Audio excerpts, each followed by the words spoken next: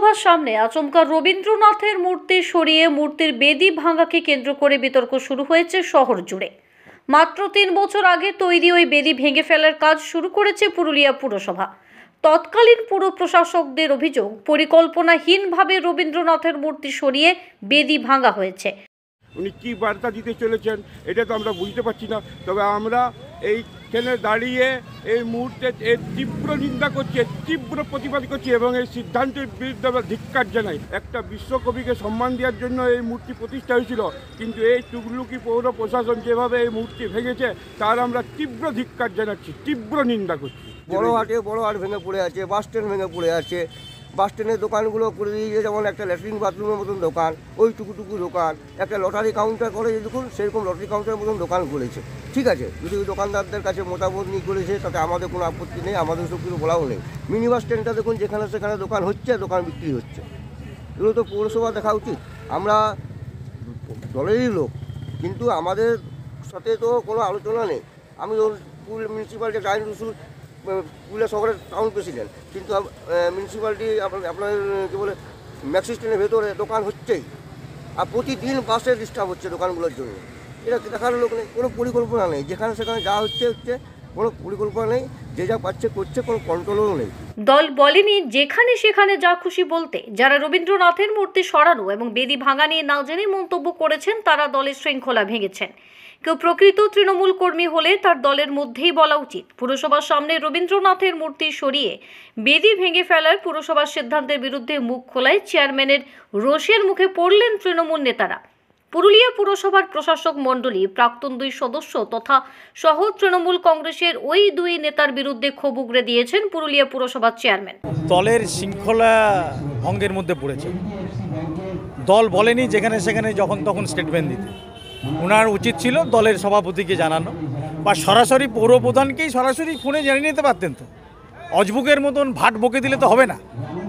একটা কিছু যখন সিদ্ধান্ত নিচ্ছে পৌরসভার মতন একটা বিষয়, তো এমনি তো কোনো সিদ্ধান্ত হবে না। একটা রবীন্দ্রনাথের মূর্তি সরাচ্ছে, তার নিশ্চয়ই তার পিছনে তো কিছু কারণ থাকতে পারে।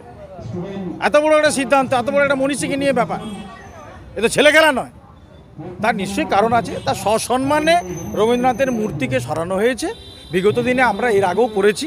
ওই জায়গায় আপনারা দেখেছেন, আপনারাই খবর করেছেন যে রাস্তার জল বেরিয়ে যাচ্ছে, প্রচণ্ড কালভার্ট, ওখানে যে টেকনিক্যাল প্রবলেম, যে স্ল্যাবের উপরে স্ল্যাব ঢালাই হয়ে ওখানে রাস্তায় হরিপদ সাহিত্য মন্দির মোড়, রবীন্দ্র ভবনের মোড় চত্বর হয়ে যায়। আমরা এটাকে আরও ভালো জায়গাতে সসম্মানের সঙ্গে লক্ষ্য রাখা হয়নি না, সেটা তো বিগত দিনে তারাই তো বলছে নাকি বসিয়েছিলেন। তো তারা যদি বসিয়েছিলেন, সেই সময় প্রশাসক ছিলেন, দেখেননি কেন? অন্ধের মতন বসিয়ে দিয়েছেন। একটা টেকনিক্যাল ব্যাপার থাকবে না যে একটা ড্রেনে কোন লেভেলে জলটা যাবে, তার কতটা হাইট হওয়া উচিত, জলটা ঠিকমতো ক্লিয়ার হবে কিনা। আমরা পৌরসভা বলছি ড্রেনের উপরে এনক্রোচ করবেন না, আর পৌরসভায় ড্রেনের উপরে ব্লক রেখে দিয়েছে। তো স্বাভাবিক তো বিষয়টা ভাবতে হবে। সেই জন্য এগুলো না জেনে শুনে এগুলো বকে যারা, এবং দল এইভাবে বলেনি। যদি প্রকৃত তৃণমূল কংগ্রেসের কর্মী কেউ হয়ে থাকে তারা দলের কাছে বলবে। ওপেন জায়গায় বক্তব্য রাখার কোনো জায়গা নেই, যার জন্য মমতা বন্দ্যোপাধ্যায় শৃঙ্খলা রক্ষা কমিটি করেছেন। অন্যদিকে গোটা বিষয়টিকে সমালোচনা করে নতুন করে কাটমানি পাওয়ার আশাতেই পুরসভারই উদ্যোগ বলে কটাক্ষ জেলা বিজেপি সভাপতির। দেখুন, বাংলার সংস্কৃতি, বাংলার সম্মান এই সরকার চলাকালীন টাকার সামনে ছোট হয়ে যাচ্ছে। আজ এতদিন থেকে স্থাপিত সেখানে রবীন্দ্রনাথ টেগোরের মূর্তি, সেটাকে শুধুমাত্র ঘুরে একটি টেন্ডার করার উদ্দেশ্যে, টাকা কামাবার উদ্দেশ্যে সেইখান থেকে সরিয়ে স্থান পরিবর্তন করা হচ্ছে, বলেছি নতুন করে করা হবে, যেটার এখন প্রয়োজন ছিল না। কারণ এমন একটি দেখানো হচ্ছে যেটা একটা বোকা মানুষও হেসে দিবে এই কারণ শুনে, কিন্তু কি তার পিছনে হাইড্রেন যাচ্ছে, তাকে পরিষ্কার করা যাচ্ছে না। একটি মূর্তি এমন কত বড় জায়গা নিয়ে নিচ্ছে কি একটা হাইড্রেনকে পরিষ্কার করা যাচ্ছে না। শুধুমাত্র ওইখান থেকে সরিয়ে স্থান পরিবর্তন করে আবার ঘুরে টেন্ডার করা, আবার ঘুরে টাকা খরচা করা এবং ঘুরে টাকা কাটমানি খাওয়া,